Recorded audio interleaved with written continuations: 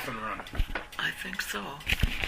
Today is February 6, 2014. My name is Carol Garlow from the Roscommon Area Historical Society. We're at the home of David and Arlene Sopscak at 108 South 6th Street in the village of Roscommon. So the first thing I need is for you to make a statement that this recording will belong to the Roscommon Area Historical Society. Yeah, well, we do. No, you need to say that. Okay, this recording will be the property of the Roscommon Historical Society. Thank you. Okay, we're off and running. So Can I just say ditto? yes, you can say ditto. Now, as long as that orange light is on, I think we're recording. Okay, So I it's think on. we're good. It's on. Sometimes I stop it and listen, but Okay, we'll see. go ahead. So, both of you were born and raised here, is that correct? No. Not you, just David. Yeah. Okay. Well, we're going to start with you then, with your family history. So, I'd like you to tell us what you remember about the first people that came to Roscommon from your family, and give me their names and whatever dates you might know. Okay, well, my grandmother and grandfather Sopscak are from the old country. My cousin says Austria-Hungary at the time. And the property, this is wild. What I remember is somebody talking about the fact that they come to Chicago and hadn't known each other, my grandparents, until they had met in Chicago. My grandfather worked for Armour, which during his, I don't know how long he worked there, but he ended up with mostly no fingers as a result of working for The meat cutting. the meat cutters. Meat cutting. Mm-hmm. I think he had 3 fingers on one hand and maybe 2 on the other hand, but it really didn't slow him down any in the rest of his life. They met each other in Chicago and were married there. And shortly, sometime thereafter, they came here. Property in the old days was kind of a wild thing. There were real estate offices, I guess, all over, and everybody was selling property, and a lot of people would come to see their property and find that it was in a swamp somewhere. So real estate business was kind of different. A story that I remember was that my grandfather came from Chicago to see the property that he had bought unseen, 240 acres, and found that half of 140 acre was in the north side of Higgins Lake, half of it was in the lake. No kidding. Being a farmer by background, From the old country, you think? yeah, Okay. he couldn't farm water, so if what I had heard or remember is true, then they swapped property again, sight unseen, to get all of the land on the on the ground, not in the water. Mm-hmm. So he ended up with 240 acres separated by 40 acres on Billman Road in Roscommon, Beaverton or Beaver Creek Township. So that's in the deed, Crawford County. Yeah, Crawford County. The deed on that is 1910. Oh, okay. So I assume that my grandparents arrived here from Chicago in 1910. Sure. Do you know what year they were married? No. What were their names? Joseph and Catherine Sopscak. Do you know her maiden name? I do, just because my aunt died here a couple of weeks ago. Oh. Kalik. How do you? Yes. It's short, so do you know how to spell it? C-A-L-E-K, but I'm not sure. C. Something like that. You think it's C-A-L-E-K? I believe so. Well, until we correct it. Yeah, we can. Right. You want to We'll go grab with it? that. I can do it. You No, got I the. will. That's okay. Anyway, they farmed there. That land is Billman high, Road. isn't it? Is that high? Yeah. Yeah, so they wouldn't have had the early frost like we do. Well, the 140 actually at the end of the road there was that was pretty swampy. Oh, was it?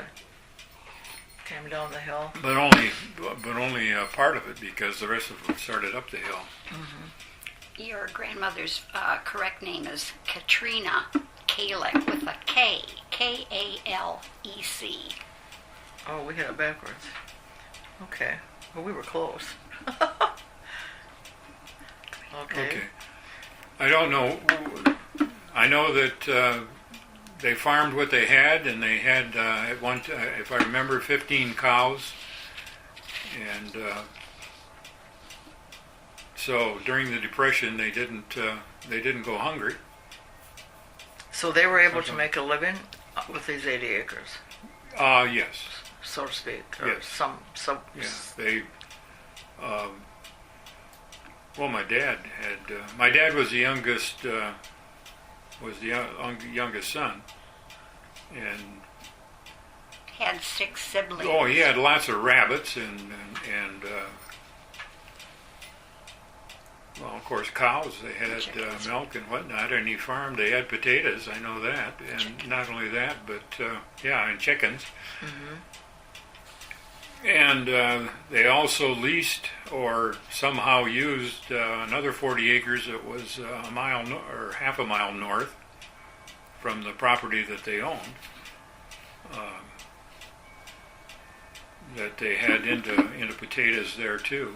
So I don't know how extensive the gardens were, or I just don't know. Then were their children born here, or were some of them born in Chicago? Or don't you know that? That would have been Doesn't matter. Joanna. I'm sure I she- think. No, I think they were all born here. Okay. Yes. And how many children did Joseph and Katrina have? No. I just don't know the number off the top of my head. So there was Joanna, Mary,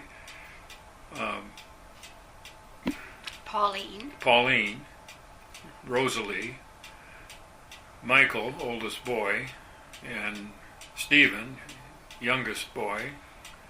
and a baby that Yeah, did die as an infant. Yeah, have I think Joseph was Junior was firstborn, but he died as either an infant or very young child. The seventh Of child something. after your No, dad. firstborn. Oh, the very first one. Yeah. Okay. So So how your many father ever was that was the youngest, Boy. No, yeah. but then there was another girl. Rosalie was the youngest Oh, okay. sister. Well, Okay. the youngest one. She was 4 years. 4 years? We just did that. Anyway, Yeah, 3 or 4 years younger than my dad. And what year? What She year was born in Rosalie, the youngest child, was born in 1919. My dad was born in 15. Oh, okay. So he was 4 years older. So did they stay on that farm then all your father's growing up years? Did he grow up entirely on that? How long did No, they? and well, from 1910 until they moved. They moved down the highway, and where your hairdresser was, the house next to that on the hill, they rented that. That's for, Silsby Jacobson house. Yeah. Okay. They rented. They lived in that for I think a year, maybe 2, and then they moved into town. Oh, okay. So they had So they stopped went farming from- then. That was in the early 30s. Or From late. 10 to Yeah. they still had a cow in Roscommon, right? Oh no! When they moved, Daisy. when they not a half a mile out, Huffman Road. Yeah. My grandmother's house is on Huffman Road there, right on the road. You turn to go down Huffman Road. They've got 4 acres there, Oh, and right off of Main Street here. You're yeah, talking about. and there was Okay. they had a couple more acres that was pasture that went down. Do you know where my dad's house is? It's on the corner of Shervin Road and Right, the one that's dark brown. yeah. Yes. Yeah. Okay. My dad had 20 acres there, Oh, okay. which was if I remember correctly, was a wedding gift from my mother's dad. Oh, okay. And so my dad and her had 20 acres there, and my grandfather's land come down from Huffman Road and was pasture. And when they come, there were no other houses there.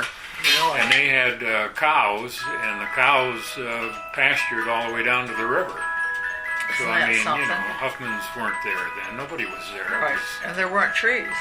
It was empty. Yeah. So, Yeah. so they had a barn and chicken coop. And What is your mother's name? Knapp. What's her first name? Thelma Irene. Thelma. So who were her parents that gave them that property? It would have been Raymond Knapp. And her mother died when she was, A young girl. yeah, real. So he was a widower Yes. by the time. Never remarried. Uh-huh. Okay. And Thelma raised the children, actually. Yeah. She was the oldest daughter. Oh, and there were other So children left motherless. Yes. So she helped raise them. 4. How many were? 5 total? 2 boys and 2 girls. Oh, okay. And Thelma. Yeah.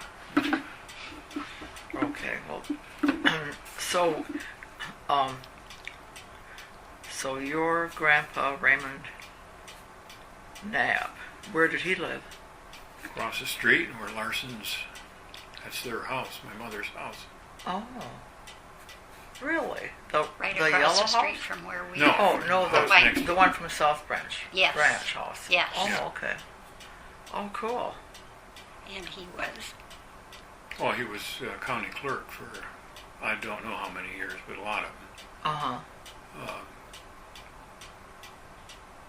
So this is Okay. where your mother grew up in that house? Yes. Cool. That's kind of handy. I never heard. Yes, it is. Yeah, that's very nice. You're right across the street. Okay. And I was born in the house 2 down from the show. Okay. Next to the, whatever that is down there. It used to be. When did they live there? My parents? Yeah. I don't, well, I was born in 38, so they didn't So they actually didn't live there. stay- I think it was my aunt that lived there. Oh, As I understand,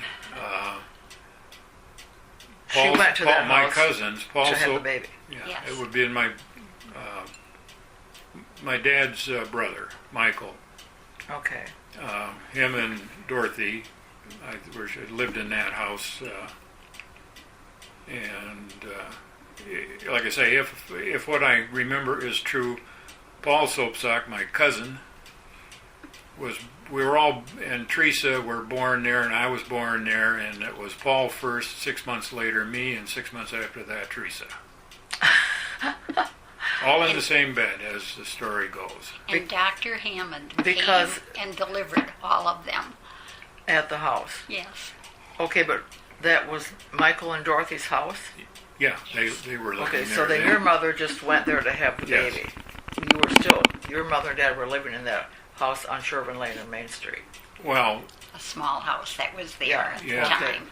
yeah, On not the that house. property. Not Yes. the house that's there now. Oh, okay. But that's where they were living. So, Yeah. and that, some of that Mrs. Gardner, when she was first here, she got on the train and went down to Bay City and had her baby. Oh my. Wasn't going to have it here.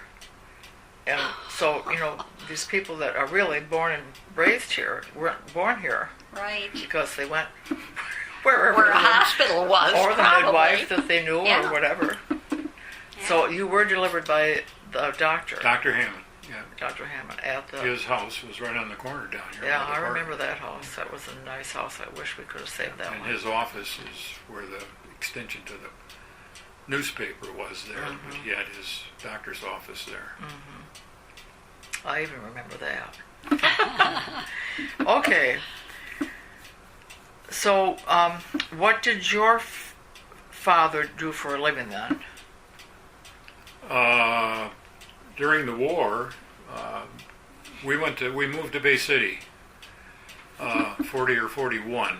If I had a guess, I'd say probably 41. My dad looked for work there and ended up at Dow Chemical Company as a tool maker.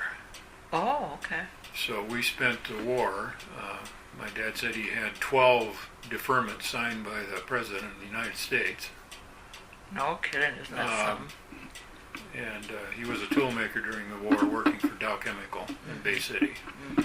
Had he learned that up here, or No. he just went down there and learned it? No, he, Great. Then, and you have one brother. yes. Then was he born down there? He was born here in '53. Oh, he was a lot later. Oh, yeah. Yeah. Okay, so you're in Bay City for the war years. Yes. Did they keep their house up here, or they kept No, the property anyway? Yeah, oh, yeah. They had the house on the 20 acres was one my dad built from lumber from the farmhouse Oh, out on Billman Road. so they tore the farmhouse down. Yes. I'm not sure over what period of time, but in the late 30s it would have already been empty for several years. Did they sell that property eventually? Which property? The 80 acres that they had farmed. I sold 40 acres in, I don't know when. Well, several years ago. Oh, Anyway, I just wondered if it was still in the family. Yeah, I sold 40 acres, and then when my dad passed, I split the property into two 20s, and I have one of those still, and my brother has the other half. Oh, Which so I believe he sold. Yeah, I don't think we it's heard that still he sold it, but I don't know for sure. okay. So at least half of it still. In the And Sopscak. we have 10 acres at where the house is also. So my mother's 20 acres. I have half of that yet. On through Sherburne Road. The one on Sherburne on Main. Okay. So after the war, then you all came back to Roscommon? Yeah. But not for... I remember jumping up and down on the sidewalk in front of my mother's house out here when the sirens and everything went off at the end of the war. Oh, So really? at least when the war ended, I was here, but I don't know. We spent a lot of time back and forth to Bay City. Because I remember being here frequently. A lot of But you went of letters from you my started grandpa. school down there, though. Oh, yes. Yeah. McKinley, Yes. which is a new school now. A couple of years ago, we went down and parked the car where our boarding house was, which was 2 rooms. And most of one room was because Mrs. Sharp, our landlady, she had a folding thing, actually, Petition. even then, that cut her living room in half, giving us a living room and a kitchen. And the bathroom was out back across the hall.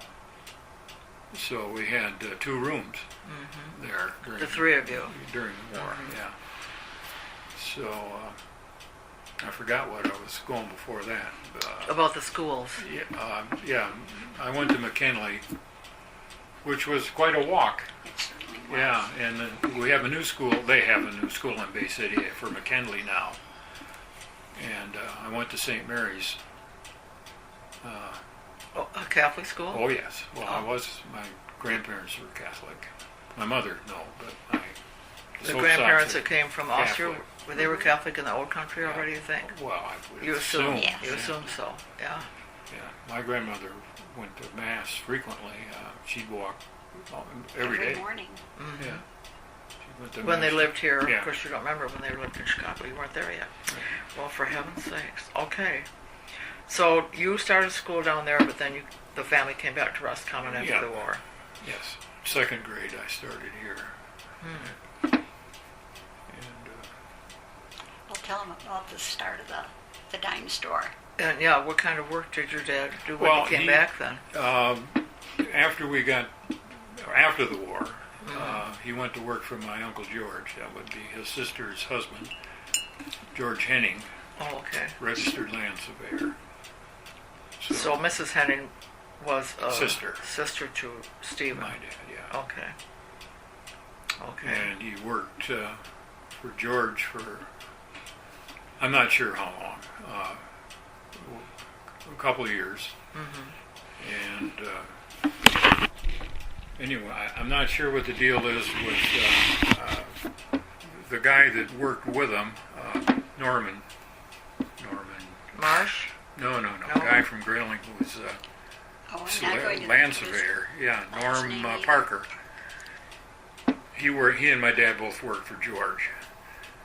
Norm went on later, and he became a land surveyor, and he lived in Gaylord, married a local girl. But my dad, his other sister lived in Detroit, and he went to Detroit looking for work, and ended up at Dodge, Maine. He wanted a car company, and so it was back and forth for him for some time. And Chrysler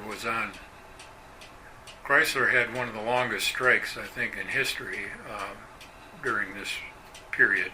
And during that long strike, they put in the Roscommon $5 store with the store on the railroad track there, which is Spence Chase's old building. Who's they?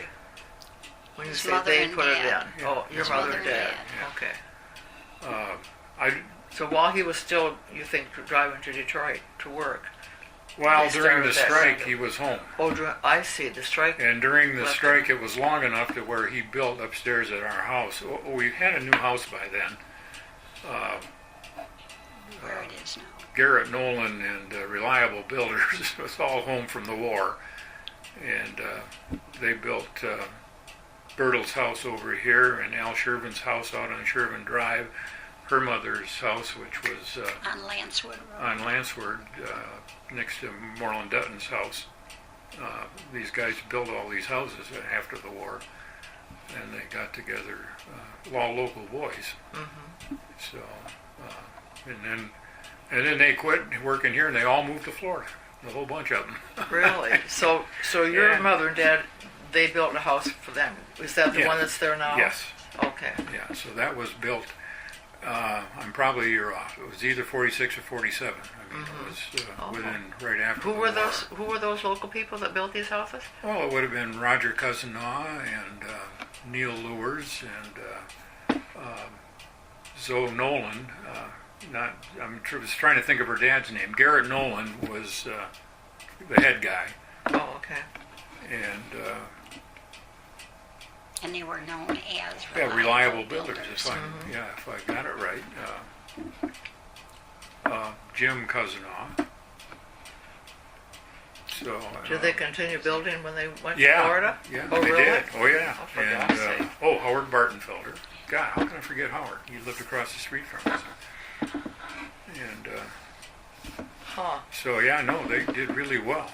Well, that was cool. Extremely well. Yeah. I mean, back then. It was a booming time Yeah. for the builders Sure. in Why, Florida. sure. Well, here too, though, don't I think, right after the war? Well, yeah, Things got as going. evidenced Yeah. by half a dozen houses that are right here Yeah. that they built. Yeah. So, when your folks decided on having the 5 and 10 cent store in that building, did they purchase it from? Maxine Shore, Maxine Orchid Shore, lived in, they owned the building, and she lived upstairs. We rented it, as far as I know, to start with the idea that we would be buying. Okay. And I don't think it was couldn't have been more than 2 years before we had purchased the building. And you were working owned it. pretty Well, yeah. full time. We opened in March 1950. I was 12 years old, if that works out right. And I think the day it opened, I went to work. And I didn't stop until 1986, actually, with a couple of years in there when I worked for Firestone after college. Huh. So what do you remember the store was like when they first opened it? Well, seeing as how all of the all of the counters and everything had been built in my bedroom at the house. So what was in the bottom part of it, Mrs. It was apartments Or- upstairs. She was upstairs. We used it. What was in the bottom when they started to rent it? Had it been had there been a Oh, business? well, I can't remember what. I mean, it had gone through. Spence Chase had general store, as far as I remember. Right, but he was Spence Chase's sister was Blanche. I think that was Blanche Green. She was my godmother. okay. She was married. She was married to Orchid, and he was a plumber, metal crafter. You know, galvanized metal, making your things for furnaces and whatever. But So he that had was his in business there. in the bottom of that He did, building. yeah. Oh, but okay. he had died, and so she was on. Well, she was really on her own, except for the kids. I mean, there was a lot of kids. You're talking about Orchid. Orchid kids. Orchid, yeah. Okay. Shore, This well, and she Maxine. married Shore, Oh, okay. and so I can't remember. They built a house down here by the Goodwill Center, or it used to be the Goodwill Center. It's now Baptist. Yeah. Who built one? When you say Mrs. we. Shore, Oh, okay. Mrs. Orchid Shore, That's where she went Maxine. when she left Yeah. that building. Then. Well, yeah. I don't know exactly where she went from there, but sometime during that period of time, I mean, they built a house down there, and that's where they were living. So, I mean, I wasn't probably paying. I was still pretty young. I wasn't paying much attention. Right. So when your folks started the dime store in that on the first floor, she was still living up there. Yes. Okay. Then did you ever live up there then? No. No. Did they rent it out? No, Continue to rent it out? No, we used it as a stock room. Oh, okay. You didn't use it as a No, people it was, living. No, it was bedrooms and had been some place where a person lived, but Yeah. I mean, we used it just for merchandise. Oh, okay. That was fun too, hauling stuff up the stairs. At least Spence had Police. elevators in the crazy building, you know. I mean, for freight. Uh-huh. You didn't use those? No, well, no, they weren't really serviceable at the time. Oh. I don't know, but there was, from behind the building as it is now, there was another whole extension half down there that would have been, well, the dugout that's behind the store, Yeah. that was covered by another building, Oh. which was attached to the dime store. And during Spence's time, that would have been freight also, you know, which he used in the back. The thing I remember about that is that when my dad decided to have it taken down, he found somebody to do it for the material, and there were 2 layers of flooring in the back there, and the boards were 12 to 14 inches wide and 4 inches thick. Oh my gosh. And God knows how long. Some of them were No. as long as a kidding. tree. Yeah. Wow. Yeah, really. And besides, then there was a gap then between that and another building behind that, Uh-huh. which was a big warehouse also. Uh-huh. But the buildings were in really bad shape. I mean, before we got them. And but the lumber used in the, I mean, you still just got to shake your head and scratch it, you know, to look at these flooring boards, and not only one floor, but 2. Yeah. I mean, it was a. That would have been because of the heavy storage Yeah, probably. material in the building. Wow. Okay, so how long did they have their 5 and dime there? Well, March 1950 50. to before we moved to where Bradley is now. That was a hardware. Well, we come back in '63, right? We were in Owasso at the time and came back to Roscommon when they wanted you to go into business with them and move the dime store. Yeah. So from 50 to 63 then, or 62, 63. 63. 63. that they were in that building? Well, no, because when I came back, the hardware building was still a hardware. They just closed it up. Mm-hmm. So we had, would have been a kind of hard, we needed time to balance things out. I needed to make room in the new store for the stuff we had in the dime store.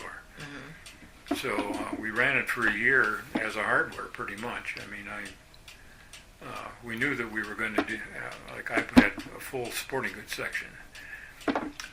Because it had been a hardware, we had stuff, we thought, what the hell, why don't we keep this, you know? So you bought the building and the contents? Yes. You and your dad and mother. From whom? DeWale, actually. Charlie DeWale. Yeah, come from, yeah, that's, I know he was part of the bank, but as far as I know, well, Bill Nicholson had the hardware, so that's his son-in-law. Right, but was he just managing it? Charlie DeWale actually owned it? That you don't know. No. Well, I know that we did business with Charlie DeWale, Yeah. Okay. making payments and, you know, whatever for it, and that wasn't very long. Mm-hmm. Yeah, I mean, we bought it. So you gradually transitioned the hardware to become your dime store. Yeah. That started in 1963. Yes. Okay, so what became of the, what we call the Chase building? Well,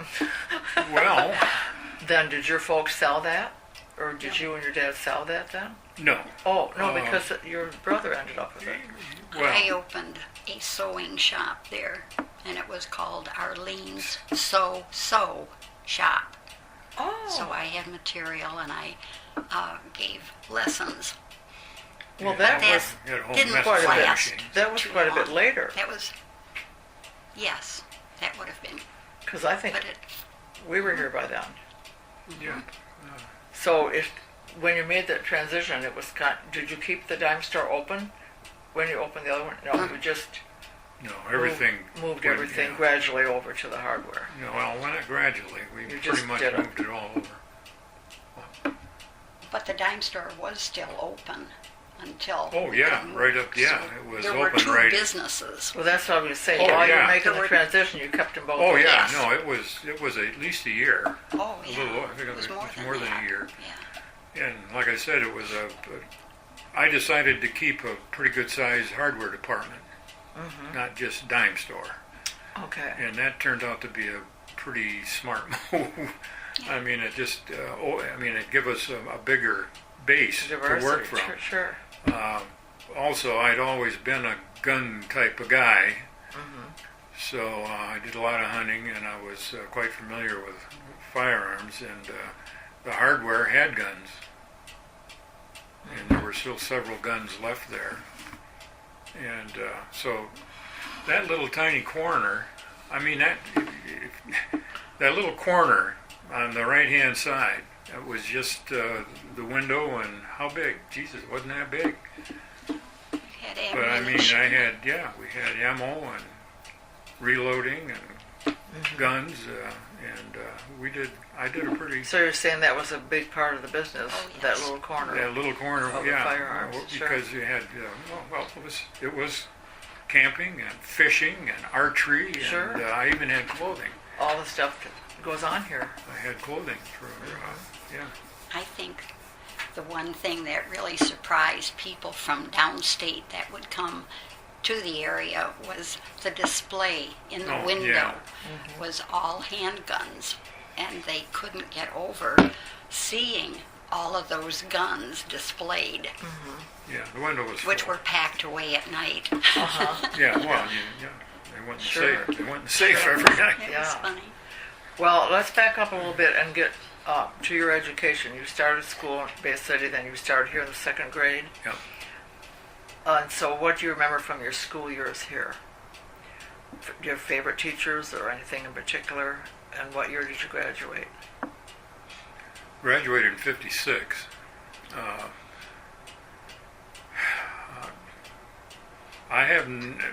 There's nothing really great about my school years. You feel you had a good education here?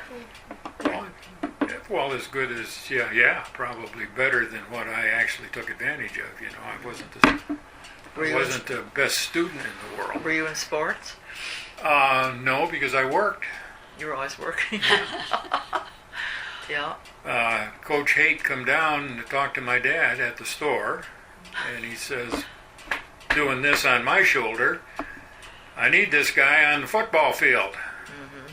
And my dad says, well, I'm not sure what my dad said, but I imagine the thinking was, yeah, if you can find some time when it doesn't interfere with his work, have your games, when it doesn't interfere with my work. Yeah. The redeeming part of that was that I usually, when I wasn't going right from school to the store, depending on the days and whatever, I went hunting. Oh. So pretty much during October, which was football season, I never came home with less than 2-3 partridge every night. And Great. so my dad counted that as a good substitution for work. And seeing as how my knees ended up all screwed up anyway without football, I probably wouldn't be walking now if I had played football, because I got, look at that. And they're both that way. Our bone doctor said that they really shouldn't stop me from, it was so tender that if I went like that, I'd end up on the floor in pain. Wow. And I spent a lot of hours with my knees wrapped up with stuff from Dr. Hammond, wrapped up with... As a young person you're talking about? Yeah. Really? Wax paper wrapped around with the goop that I had on my knees, and then wrapped in heating pads. So, but it solidified over time. And I mean, now it's hard. So was that something not from hunting? What was that from? Just something that you had? No, actually. Hauling up and down? No. We went to the football games, away games. We loaded up the school bus, and anybody want to go to the games rode to the school games. I rode the school bus to Beaverton.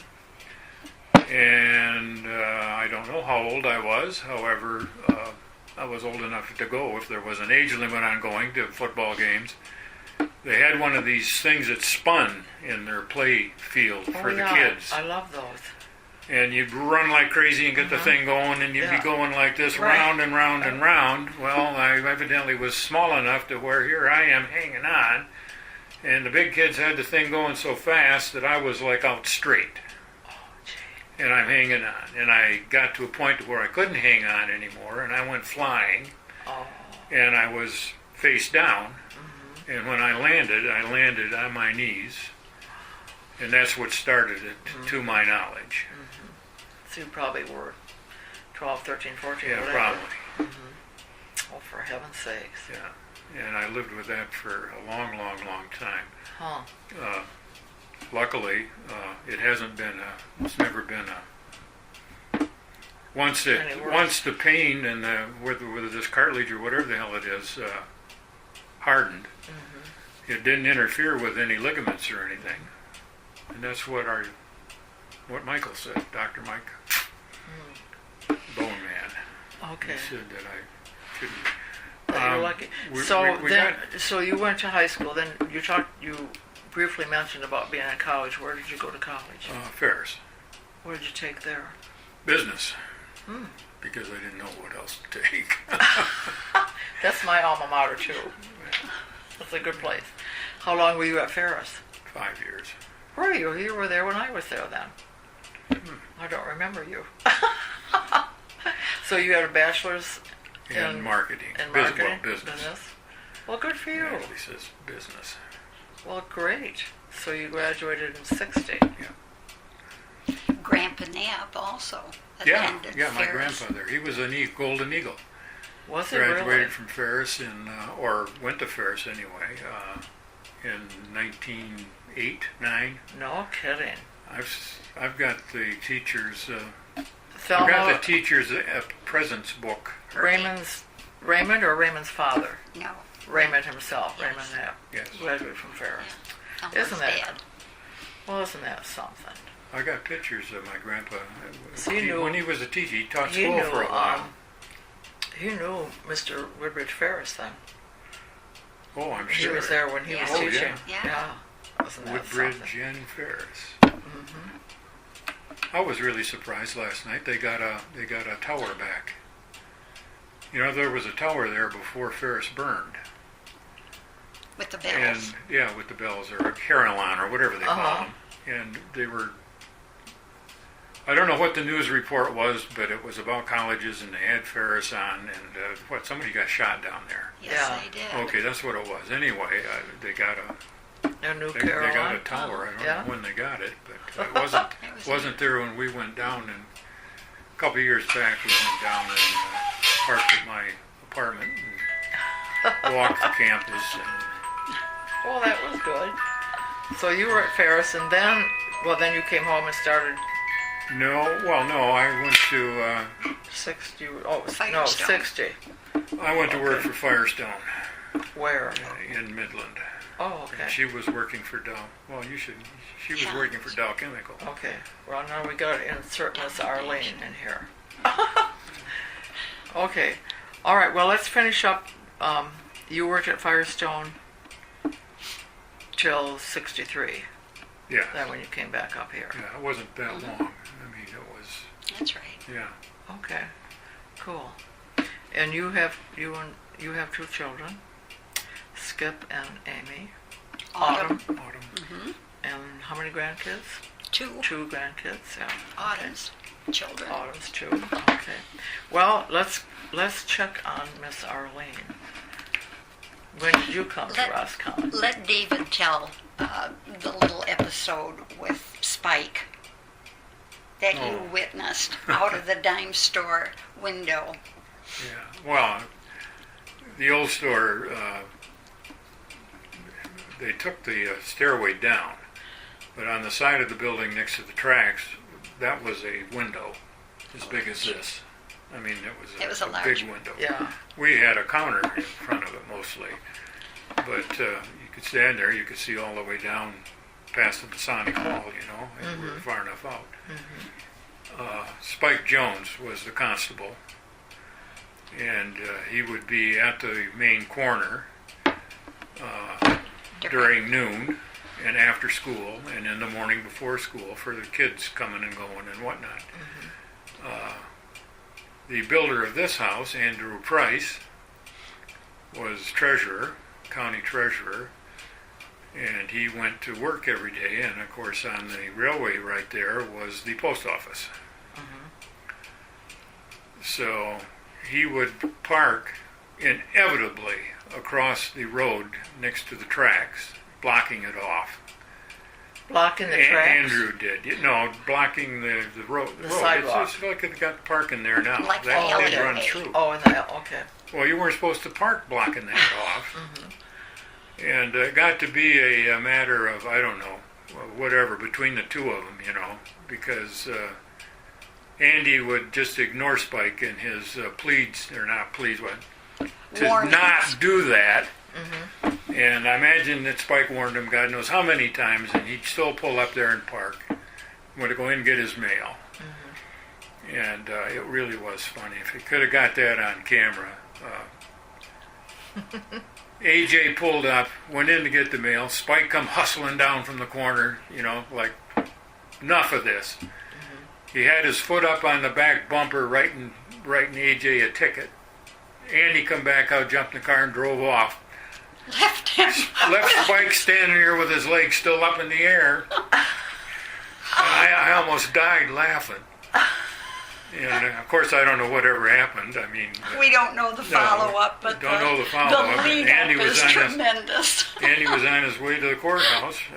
He just ignored him and just drove out and left him staring there. Oh, It my just- gosh. If you can just picture it, it's Yeah. just so funny. Yeah, it is funny. Yeah, that's when the post office was where the Osable Exchange is now. Yeah. Yeah. Right.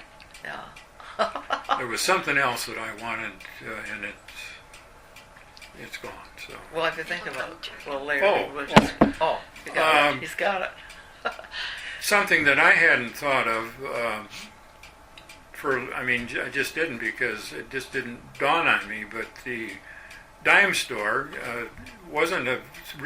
shouldn't have been a real super surprise. My Uncle Bert, my mother's dad's brother, had a dime store in Houghton Lake, up on the road past Tower Hill, where you turn left to go on the tower. The next one down at the light there. Okay. He had a dime store and apartment upstairs where they lived. And Doyle, Alice's husband, God, it's gone. Everett Doyle, which would have been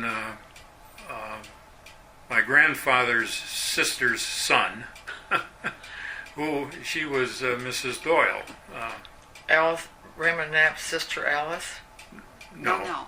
No, which grandfather? Grandpa Knapp. Grandpa Knapp. Yeah, Raymond Knapp. His sister. His sister was Mary. Doyle. Alice. Oh my God! I'm doing this and then I can't think of nothing. What's Doyle's? Hector. Hector Doyle had a farm on Doyle Trail, which is County Road something or other. Okay. A lot of acreage and a big farm, sheep and chickens and guinea pigs and everything. So his son and his wife, which was Alice, they had a dime store right on the corner, or the Prudentville corner where Burger King just closed. Oh, okay. On the right-hand side there, that used to be 2 steps up in a sidewalk that was raised. There was a bowling alley and other stuff there. And then across the street from there was Doyle's Five and Dollar. Oh, okay. So we had 2 family, or associated.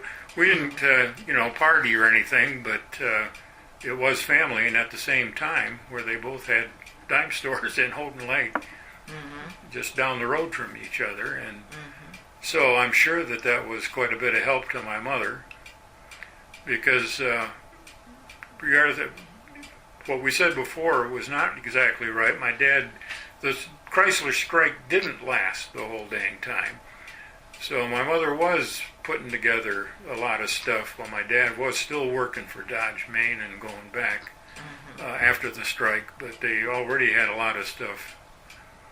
I mean, the building was secured. They were developing their inventory.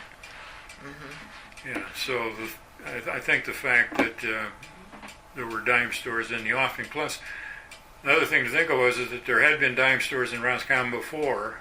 They never really made it for some reason or other. Nyla Scott's dad had a dime store next to Green's, where Green's Tavern is now. Lauren Dunham dabbled in variety of merchandise for some time. But there wasn't a dime store when we started ours. There was not one currently then. Do you think that they bought merchandise together? Would they've gotten together, the Doyles and Bert Knapp? I don't know about the Doyles, but I don't know why they wouldn't have. Because we bought merchandise from the same place that the Bert did. Yeah. Yeah, that would only make sense. Yeah. Okay. C.B. Myers and Company and W.J. Dykstra and Company, family owned, 5 floors, Grand Rapids. Really? Whole family worked there. Wow. Grandpa was the boss, and they had cousins and brothers and sisters, and everybody worked. And we got a call from them when all this started going small independent dime store. A lot of people think that it was customer lack, which was true. There was no way. You got Kmart down the road, and it kind of was like anything. If it was 30 miles away, you were still in business. When it's only 15 miles away, you're no longer in business against Kmart and Big Wheels. So you opened on Lake Street in the old hardware in 63. Yeah. And how long did that go then? 86. October 86 is when I closed. Okay. And then did you sell the building, or did you sell the business, or what happened with all that? No, there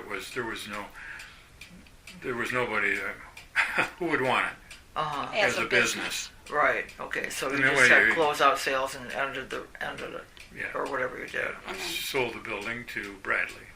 Oh, okay. So did you quit working then? Were you in retirement then? Sort of, or She no? had like hard times there, right? She was working full time. Your kids were out of school then. Yeah, Huh? we weren't going to move, Yeah. and no, Well, you I had a hard time trying to find something that Oh, I would bet be, you did. and I was kind of stubborn too. I wasn't going to flip burgers for $5 an hour, and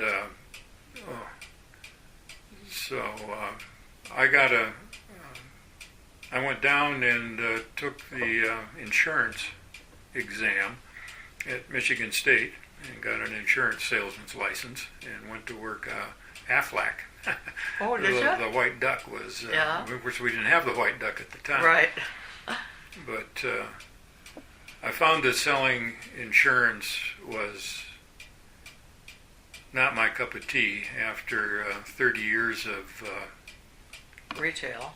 retail and in touch with your customers and, on that level, that trying to sell something that people really didn't want, that wasn't my cup of tea as far as being sales.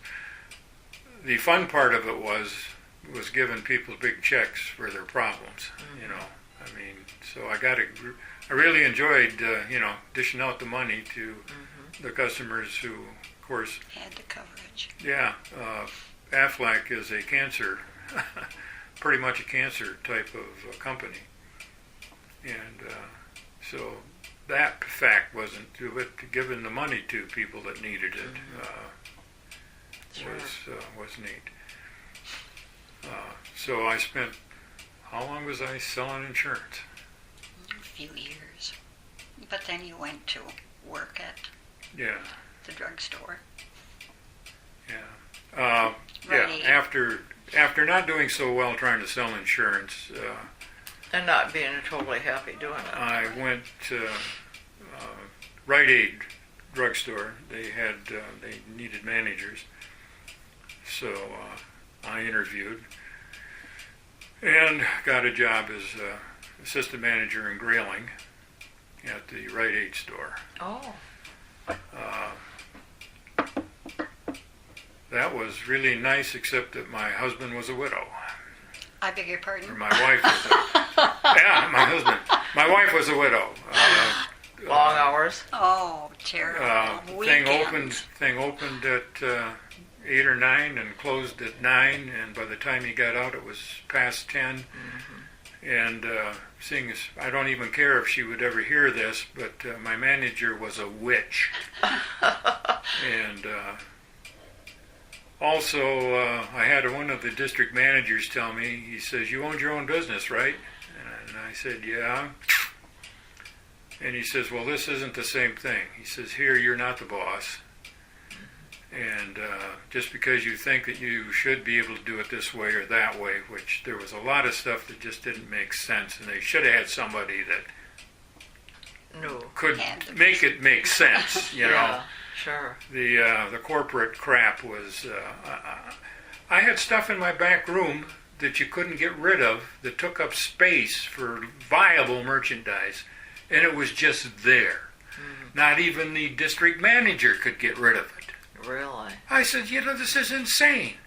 I said, I need the damn space. And this stuff sits there. How long has it been there? And he said, "Well, it was there when I got here,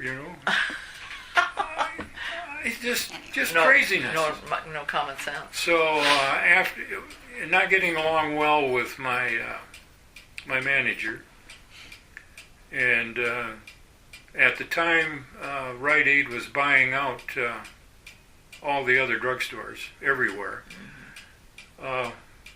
what was the name of the drugstore? There was another chain here that they were buying out. I mean, they bought the one in West Branch, and I can't think of the name of the dang thing now, but it was well known and a pretty good sized chain that they bought out. So they had a young manager that had been in one of the stores they bought. I think it was from downstate, so it wasn't close. I had expected that if my manager left that I would be manager. And he's 40 years younger than me, even then. So he was actually quite unhappy that I decided not to stay when he moved in. But I went to work for Fick. Oh. It was a pretty good financial hit. I was making a lot more at the drugstore.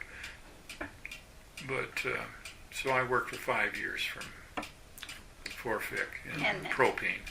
And then retired. And then we both retired. Her on Friday and me on Saturday. No, Thursday and Friday, right? What year was that? We went to each other's retirement parties. That was nice. Yeah. What year was that then, that you retired? 2000, right? Oh, Yep. just 2000, so you've been retired just 14 years. Yep. 13 or whatever. Well, very good. Very interesting. Let's hear about you, Arlene. Where were you born and raised? I was born in Chicago, Illinois, and my parents moved to Detroit, and I don't know at what age, but I was 5 years old when Mom and Dad purchased property on Higgins Lake on the south side of Higgins. And so were you born, what year were you born? I was born in 38. Also. So this was in 43 during the war? That's right. Yeah. They bought property? Yeah. Okay, what are your folks' name? Paul and Marie Boekler. Okay. And my dad and my brother started building cabins, and they started the Boekler's Lakeshore Cottages. Okay. How close to the South State Park?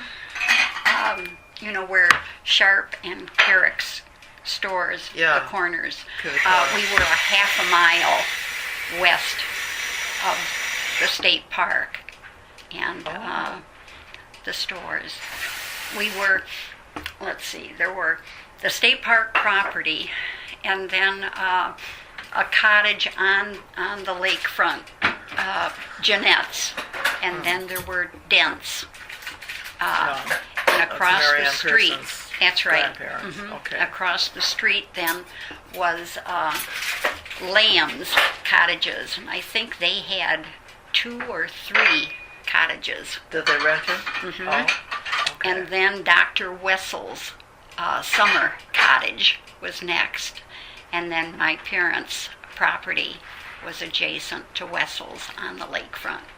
So, like, how much property do they have on the lake? They had 100 foot of lakefront property. And they put how many cabins up 3. on that? 3. 3. Then did Yeah. your family use one and they rent 2 out, or what was that No, about? my parents had the home that they purchased on the lakefront. Oh, on that same And piece then- of property? mhm. Oh, okay. And then next to the house that we lived in was a pine cottage, which was built. That was the last one that was built. In the back was oak and the birch cottage, which my brother and my dad also built. You mean they named the So- little cottage pine yes. and birch and oak? Right. Oh, okay. Yeah. But what Yeah. were they? Were they all vertical log, or what were they? They were, Do you remember? the pine cottage was a log cabin, and the other was,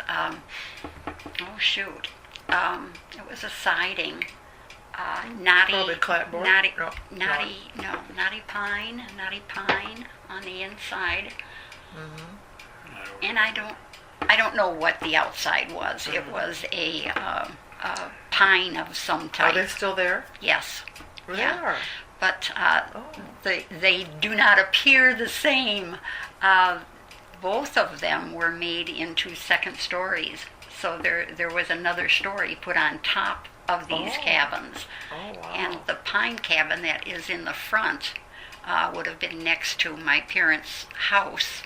That was pretty much the same. They did not raise it and make a two-story out of that one. Oh. But the main house has been revamped completely. It was, Do you know who lives there now? I don't know the name. Oh. When Well, Mom and Dad left, that was in '56. They sold. My mother was a cancer survivor, Oh. and the cottages were just too much to handle. So they decided that they would sell, and they bought a home on the Asable South Branch of the Asable River here in town. But So when they came up in '43 and bought this property, and they had the cottage was there, and they had the house was there, and and they had the 3 cottages built. yes. Then was that their permanent home? Is that where you lived permanently? Yes. Yeah. So Okay. I grew up on So you started Higgins Lake. school from out there. Yeah. When they came back, well, my dad worked for Briggs, and he was a tool and die maker. And one of the fellows that he worked with was Oscar Roan, and they had acreage off of Higgins Lake, and Mom and Dad really liked the area, so they bought 10 acres of property from Oscar Roan. Oh. And that's How do you spell on that name? Rohn, Oh, okay. and he was quite a character. Oscar. Oscar. He was older. I know Mr. Lures was the conservation officer, and Oscar would always have venison in his coolers and freezer. And he said, as long as they come to eat my vegetables, he says, I will continue to poach and kill them. So anyway, Mom and Dad bought 10 acres from him, and we spent, I remember, a summer, Mother and my brother Walter and myself staying in a camper type of trailer. It was, Really? yeah, it was one of the old, I don't know, it must have been one of the first ones where you could actually drive it, but Oh. it was a camper. And we spent one summer, and Dad, of course, was working in Detroit still, and he would come up on the weekend. We spent a month there, I remember, and Mom Roughing it. and the kids, we would pick berries, and Mom would make jam, and it was fun. Was that after the 5 years that they had the place on the lake, or before? Or No, that would during- have been before we before bought the property. 43, so you were Yeah. quite young. Yeah. Yeah. Yeah, Oh, for gosh sakes. but We were just looking at the pictures a couple days ago. yeah. Huh. That's neat. I'm going to stop this. Okay.